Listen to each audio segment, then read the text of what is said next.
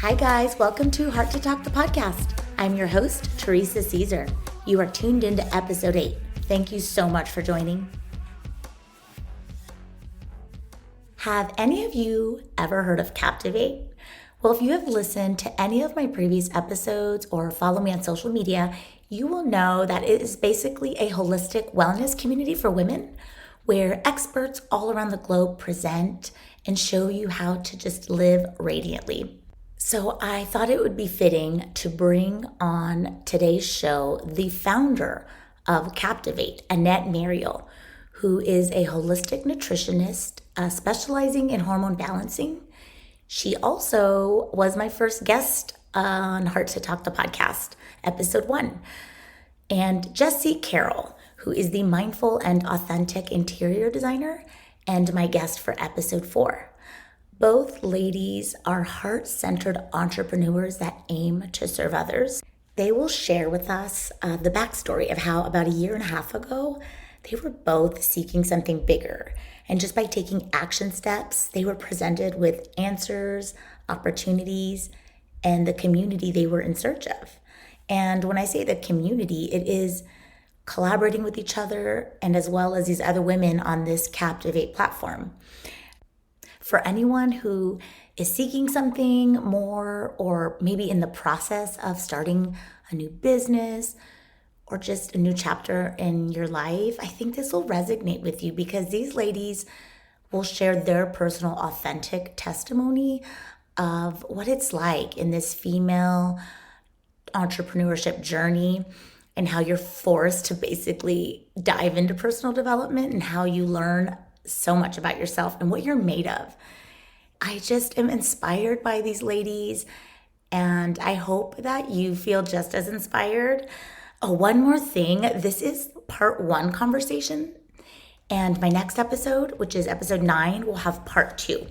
Both are different, but they are the same in the fact that they just shed a light on authenticity, love, and just growth.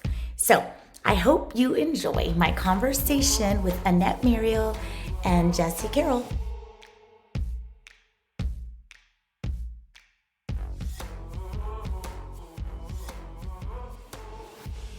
I am so excited to have you both back on my show. I'm excited to be back. Yeah, so excited to be back. I love it. And I love it that it's different, right? It's like a little round table, if you will, me and then you two. So it's just a different energy. I just want to go ahead. I'm going to start with you, Jesi. What have you been up to since episode 4?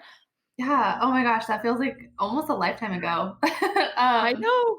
Yeah, so much has happened. I've really just been trying to grow my business. So I think last time I was talking to you about how I was thinking about starting life coaching. Well, it's literally about to launch on the 22nd of this month. So super excited about that and just kind of cruising with growing. I'm so excited that you're still on that path and really close. Okay, Annette, tell me something good. What have you been up to since episode 1? You were my first guest. Well, it does feel like a lifetime ago. It feels like there's so much that has happened since then. I just feel so much further along, especially in helping women balance their hormones. And that was the gist of my episode when you interviewed me. And it's so nice and fulfilling to see women have a better quality of life. I agree. Obviously, you both have been on because you both in your own space have done incredible things, mainly to serve others, which I think is so admirable. And then I wanted to have you guys together because I wanted to share with our listeners just the power of collaboration and building a community that uplifts and inspires. And that's basically what you do. Like you're in your own lanes, but I get to see you on Saturdays on the Captivate. And it's just really incredible. But I know with every incredible thing you see on the surface, there's always a backstory, right? So I guess we can dive in to how did you get to this collaborative, inspiring platform? It's been quite a journey to even get to this point. A year and a half ago, I was really seeking clarity and community. I felt very alone in this online space, even though I knew a lot of girls online, and it was very lonely. At the time, I was going to different seminars, and I found one here in Scottsdale, and I met a coach there, and I hired her.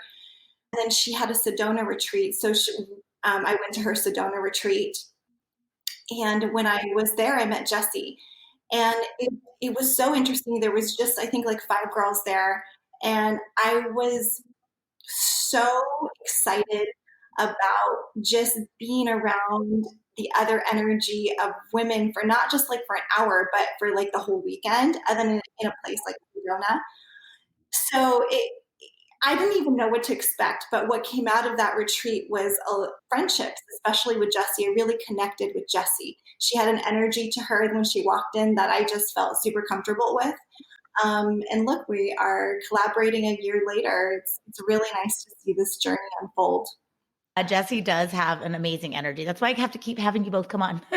Okay, Jesi, do you want to add to that? Yeah. So very similar to Annette, I was definitely seeking community as well. I was very lost. I don't know if anybody's ever felt this, but I really just felt like I was ready for more. I kind of had this itching that there was something I was supposed to do. Was, capable of so much more than what I was doing, but I really didn't know what it was. I had no idea what those pieces were. But what I did know is that I just needed guidance. I was at the point where I was like, if somebody just tells me what to do, if they just tell me the pieces, I'll put them together. Like I'll find a way, but just give me the pieces. So that is honestly, I think that was a moment I surrendered to just a process bigger than myself. And when I did that, what happened is other opportunities started to open themselves up to me. And so one of those opportunities was meeting a life coach. Who I ended up hiring, was the same one that Annette hired. And then turns out she was having a retreat in Sedona, and I'd always wanted to go to Sedona. So I just was pretty much in a mode of saying yes and just, experiencing things as they come. And so I was lost, but I was open. And so I go to this retreat, and I know it sounds really cheesy to say, but my life was changed simply because I started feeling the possibilities within myself. I started feeling like, okay, I'm gravitating at least in the right direction. Like I'm feeling this momentum that's pulling me towards something. So I don't know where it's going yet, but I feel like I'm in the right place. And so it doesn't surprise me at all that a year and a half later, Annette and I are connecting, and we're doing Captivate together, which is her baby. I got to, be there when she was explaining like all these ideas she had for what she wanted this beautiful brand to be. And now it's, it's real life, and it's so cool to see that. But yeah, I was just at a place that is like 180-degree different from where I am now, to be honest. I love it. And I like that you said you just got to start somewhere, even if you don't know how it's going to end up, because I do believe the right people and the opportunities show up. You just, like you said that big word, surrender. Just surrender. I completely, agree. You have to believe that something better is out there for you if you're not happy with your current situation. I kind of like to think of it as like a quest. You're on a quest, and there's this treasure map, and the only way to know the next step is to take action. And if you look at life through that lens, it changes your perspective, and it makes it a little bit more exciting rather than scary. I mean, I know we all experience even now the scary moments of like, holy moly, like what's going to happen next? How am I going to do this? How am I going to have the energy to do this? And then you just somehow, because you have faith and you know what direction you want to go in, the answers come to you, exactly what you said, Teresa. I think what's even interesting, you had to say your own obstacles, your own backstory, but then you think of like this obstacle, which is the COVID, right? This pandemic that affected all of us. And then how through that, some of us actually reinvented. I don't know if you want to say reinvented, but gave you another opportunity. People lost a lot, but then people also were able to turn this into something, positive, even though it's really super unfortunate. But I feel like that's kind of for you what Captivate kind of did, right? Like a year ago, you felt lost. Like, how can I get this off the floor? I have this vision, right? And then you met someone, Jesi. You didn't think later on she's going to pop in and be part of this, and whoever else along. And I do have to mention, when it wasn't even called Captivate yet, when the first little get together on Saturday happened, I messaged Jesi, and she ended up being on the first call. She does have this energy about her where she's very open and non-judgmental. So what I'm finding that in Captivate, uh, the the girls that are attracted to this weekly retreat are girls that are open to learning and girls that are open to change. They have energies that are very easy to be around because they're open. And I do find that to be one of the qualities in women who are, what would you call it now, a boss babe, or, they have this quality about them where they want to grow and they are seeking out wisdom. They find a teacher in every situation. So even if they have a day, they see a lesson in that. And so that is what I'm finding in women who are attracted to Captivate. They don't look at a failure as a failure. They look at it as a learning experience. So it's a mindset shift. I don't know if you want to add anything to this, but I think it's one of the reasons why we attracted each other. Yeah, I think what you're saying is so powerful, because people can look and see Captivate as it is now and see what's been birthed and where it's going, but I think it's so important to realize that you didn't 100% know what Captivate was going to look like. You even said you didn't know how, but what I think is so cool is that you had the laser focus on the core pieces of what you wanted it to at least represent. You had a vision for the pieces, and you left the how kind of just open. And for me, it's funny because you were figuring out pieces for Captivate, and I have been figuring out my own pieces of my brand, of what I want, my own brand of what I'm building with Jesi Carroll Design, what I want that to be.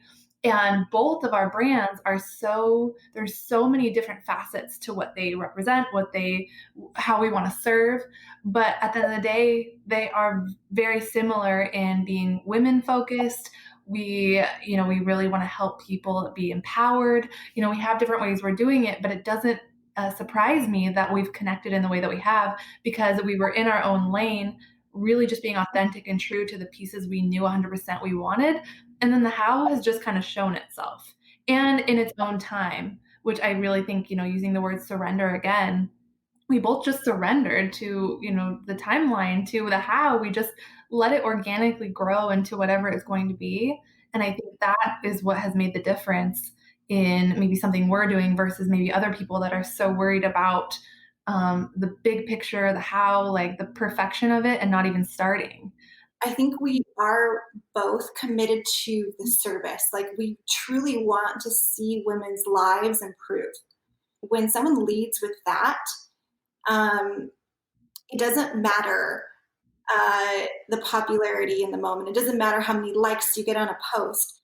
We know if we impact one person, that it was worth it to show up, because we're here for the service. And that is another difference I'm seeing in this heart-centered businesses and work, is that women who are led from the heart, yes, the money, the success, everything follows afterwards. And we're still in the process of creating that. If you were to see us behind the scenes, it's not so pretty some weeks. Jesi and I talk about this, and the Captivate girls, it's not this highlight reel that you see.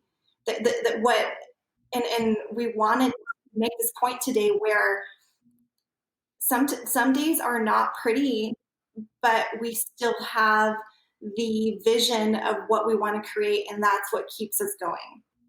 And I like that you highlighted the back end. You nailed it.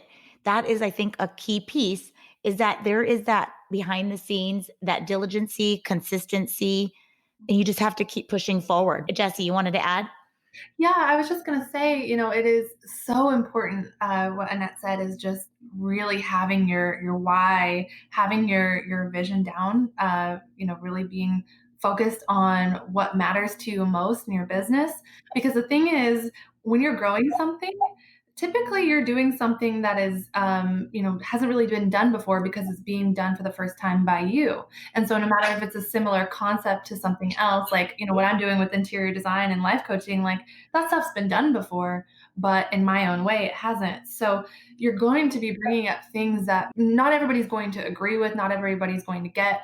So you have to really be so focused on what you know is true, your authenticity, and what your mission is. So that way, everything just kind of, like, all the little things, like, I don't know, speaking from personal experience, getting like 12 likes on a picture, maybe, like, just, you have to let that stuff fall off. And the only way it's going to is if you are so committed to your mission that, nothing can penetrate that. So I think everything you're saying is so right on, and I'm so excited to share this with people because this is the stuff that is game changer. Knowing what you want, going after it, not letting people tell you no. Just knowing in your heart it's right, and just moving forward. And I think, like, if someone, whoever's listening right now, in your head, you're like, well, like, what do they do on days when, like, nothing's coming together, when they're having a bad day? For me personally, I try, and I spoke about this on the first episode, I just try and focus on 1%. What can I do that day to just get 1% better? Or, what, even sometimes that is just getting a better mindset. That is just getting my head straight that day. So then it doesn't trickle over to the next day where, then it trickles over to the next week. And sometimes I just sit there with the fear, or sit there, whatever thing I thought I did, and sit there and observe it. And if you just sit there and allow it to come and observe it and not judge it, it literally passes within 30 minutes. I swear. Like, it's like, I'm like, oh, okay, you're there. I understand that you're there. I understand that I'm afraid of this. But then you still, it's like, it's a way to override the programming. You can sit there and observe it, but you don't have to become it. What I've been doing, even on days when I'm like, this is like, what am I doing? This is a lot of work. This is like, I can just, quote unquote, go be normal. Why am I doing this? And then that's another reason why you have to have a bigger purpose, because you have to attach yourself to the bigger purpose on the days when it's not fun, it's not popular. I mean, that's so real. Like, it's not glamorous. It's hard work, and choosing to do this every day. And I also believe part of it is having grace, kindness to yourself, because I'll tell you what, like, I've had many days where it's ugly emotions. It's ugly emotions. I'm not even aware in the moment to tell myself, you should stop thinking like this. A lot of times I don't even realize it until the next day. Oh, shoot, I sat in that all day. So it's just building this muscle so that you can handle those moments in the moment a little bit better, but being kind to yourself as you're going through it, because being an entrepreneur or building anything is the fastest way to personal development. And through that expedited process, what's happening is you're being faced with things you didn't even know you needed to face. You're being humbled every single day. So there are moments where, like, personally, I've thought, what am I doing? Am I crazy? Like, why am I doing this right now to myself? I literally don't have to do this. But, my why is so strong that it smacks me in the face sometimes. I'm like, okay, you have to just pick back up and keep going. But that's what it is it's just constantly having those conversations with yourself, getting to know yourself, understanding it's not glamorous, understanding that the reward is for yourself is the impact. It has to be the serve, because otherwise it doesn't feel worth it. I love that you make it so real. And I think that's what people need to hear. Because on the outside, they're like, wow, they're beautiful. These posts are incredible. Look at all the things they're doing. But like, behind the scenes, the self-talk is so important. Surrounding yourself around the right people. I think that's a big one. And that's kind of what you did with Captivate, but just in general. I don't know if you've noticed when you are taking the path, whether it's the path of spirituality, entrepreneurship, all of it. I 100% agree with that. And I've had to learn this the hard way numerous times, on who I surround myself by, because I'm naturally a very nice person, and I naturally want to always give people the benefit of the doubt. But time is something that none of us can purchase, really. Like, once it's gone, it's gone. And we don't know when we are going to not be on this planet anymore. Whoever knows me, I tend to talk about um, death because I experienced a really hard death a few years ago. My father died suddenly. What it taught me, because I do think when somebody goes through something traumatic, you can go two ways. Like, you can go on and continue to be miserable, or you can try and learn from it and make your life purposeful. And what that taught me is, man, like, the things that I took for granted, and those are things you cannot buy. And those are and you can't buy time. So why are you going to be spending time with people who are constantly questioning who you are at your core? You need people who are lifting you up and making you open that portal of who you truly are up. And it takes a while to do, and it's a constant process. You don't get that overnight. And if you're around people who don't see your light, then you're just going to hide it even more. And we all have it within us. But it's so important to be around people who inspire you, who are kind to you, but then also call you out when you're not being your highest self, and help push you towards that direction. And I just also want to acknowledge you, and what you've gone through is a lot to take on. And I love that you're acknowledging that you experienced that and that it affected you. It was grieving. And that translates into every area of our lives. It's so important to just realize that every single relationship, really plays a major part in our own experiences and can be the thing that, propels us to feel confident to go do the thing, or it can be something that almost feels like it breaks us down. And for me personally, when I started this journey, I was actually death gripping so hard that some of the relationships that I had, because I so badly pictured them being, at the finish line with me. I really just was like holding on to these people, even though they were toxic, and the universe actually pushed them out of my life. And so I had to go through my own grieving of these people. I know it's not the same by any means, but these people that were in my life for a very long time, who I viewed as sisters, they chose to not be part of this and not to support me. And I had to eventually accept it.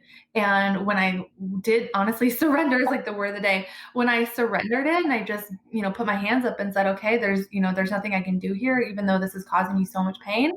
What I need to realize is that it's okay and there's nothing I can do about it. I can only control myself, control, my experience. And then what that did though was it allowed beautiful relationships to form. That was really when I feel like I started connecting to a lot of other like-minded people in this entrepreneur, women's empowerment community. It was when I started to really feel like I was being seen by people. And so it was just the most freeing experience in a way, releasing what wasn't serving me anymore in some of the community that I had, and then being okay, having a period of just being okay without that. And then that kind of gestation period birthed amazing, beautiful friendships and community that I have now. So it actually turned into the best thing possible. So I had to go through that pain, but I think if we can all just realize that sometimes the best thing we can do is serve ourselves by letting go, and then the perfect right things show up. And a lot of times it's in the form of community, because community is so powerful and so strong. And when a group of like-minded people get together, it changes the world. Wow, that was well said, and just a great way to close up this first half of my conversation with these ladies. Stay tuned. So part 2 will be on episode 9, which will go live October 21st. For show notes and more information about upcoming episodes or past episodes, you can visit www.hearttotalk.com, or you can find me on Instagram, Facebook, and Twitter. I'll be back in 2 weeks.